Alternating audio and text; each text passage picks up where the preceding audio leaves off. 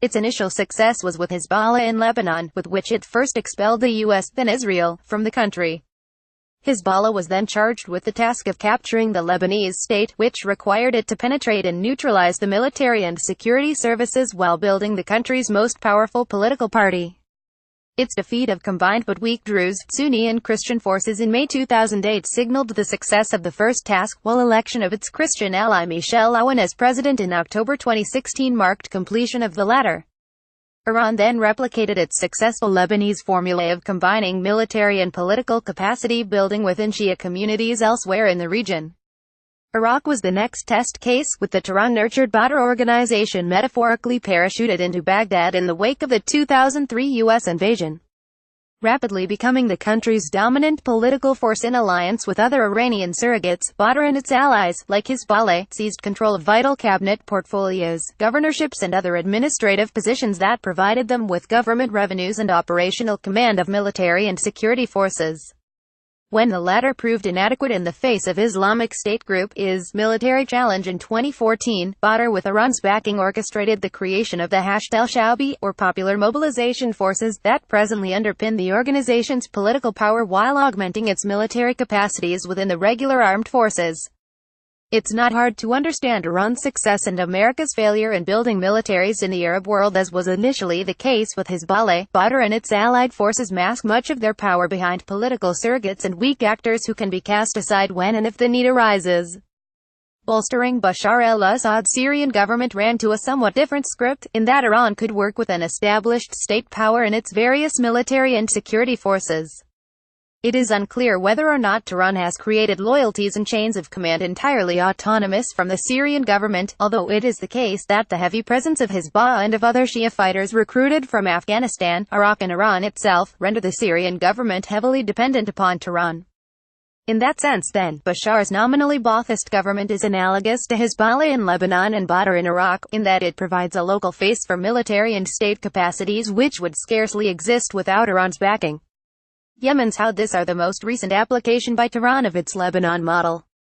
Read more. Trump's Arab force more closely resembles a Farsi aga, and its protege succeeded in first amassing substantial military power on the basis of a Shia militia cum popular movement, then seizing control of the state apparatus and the resources, not the least of them being weaponry, it provided. That assistance, carefully calibrated to the threat level, has increasingly included sophisticated ballistic missiles, largely or entirely absent from active use in theaters in Lebanon, Iraq and Syria. By comparison to Iran's remarkably successful record of building militaries and their associated states, the U.S. has little to show. In Lebanon it has tried and failed twice in the face of pushback from Hezbollah and its backers in Damascus and Tehran, first in 1982–84 and then from 2005 to 2008. Both episodes ended with Hezbollah exerting greater political influence and possessing more coercive power, whether in the form of its own militia or by virtue of its penetration of the army and security services. Iraq is a similar story, as is suggested if one substitutes the name Badr for Hezbollah. The billions of dollars Washington committed to rebuilding the Iraqi military were graphically demonstrated to be for naught when it collapsed in the face of the IS challenge in 2014. The billions of dollars Washington committed to rebuilding the Iraqi military were graphically demonstrated to be for naught when it collapsed in the face of the IS challenge in 2014. Badr picked up the pieces, both politically and militarily, now having greater political influence over Haidar al-Abadi's government than previously, while having integrated its various militias partially into the army, which picks up the paychecks for its soldiers. The U.S. effort to bolster Arab Syrian forces opposed to the Damascus government did not squander as much as the Iraqi counterpart operation, but if anything ended with yet fewer political and military results. Simultaneous support for Kurdish forces, whether in Syria or Iraq, has had marginally better results, but they eroded virtually overnight in Iraq when government forces retook Kirkuk in October 2017 in the wake of infighting in the Kurdish regional government. They seem also to be presently eroding, if more slowly, along the Syrian-Turkish border. Scattered U.S. efforts in Libya in conjunction with various Europeans have not only failed to create a unified military force but have been markedly less successful in capacity building than has General Khalifa Haftar's National Libyan Army, which has benefited from Emirati and Egyptian support, including substantial subventions by the former. The U.S. record of military capacity building in less fragile Arab states is better, although far from perfect. Egypt has been the focus of the most intense, costly such effort. Its army's performance in Operation Desert Storm in 1991 was abysmal, as has been its counter-insurgency campaign in the northern Sinai over the past 4 years.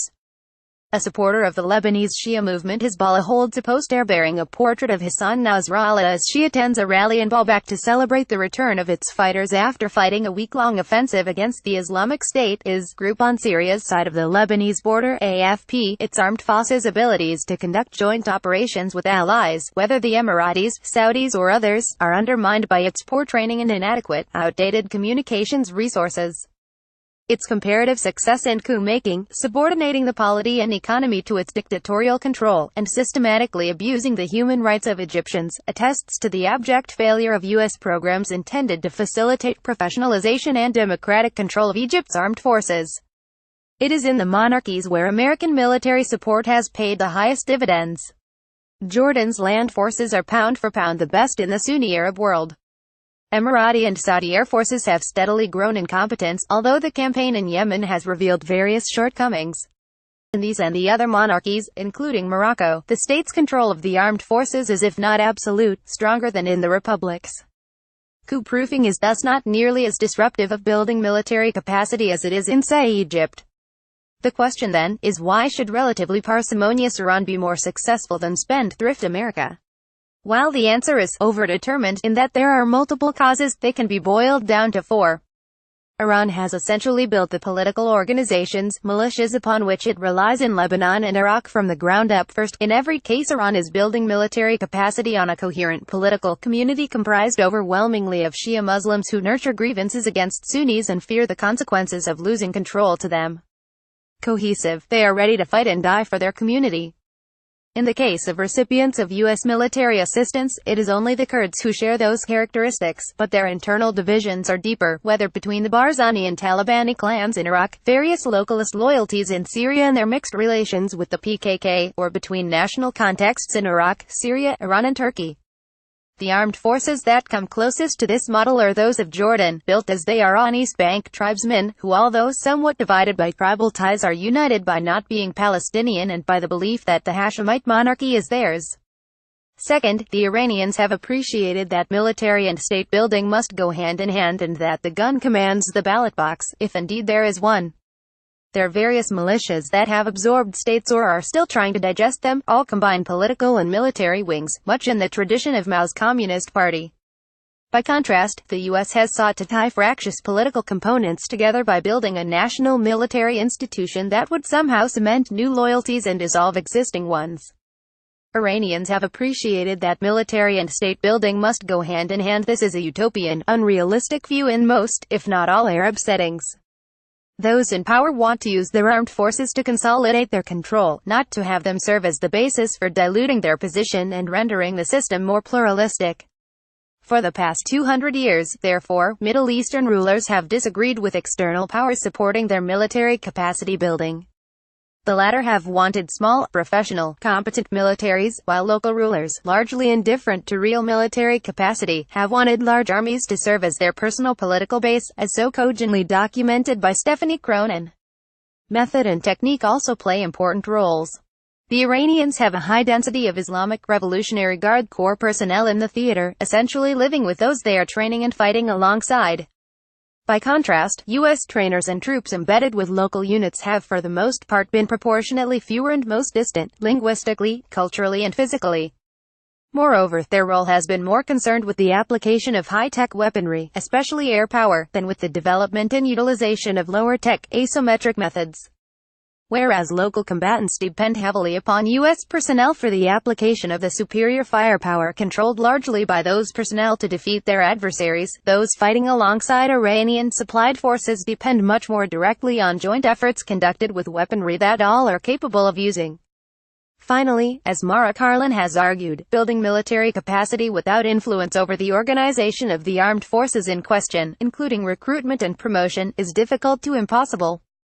She attributes this lack of influence to the dramatic U.S. failures in Lebanon and in Vietnam.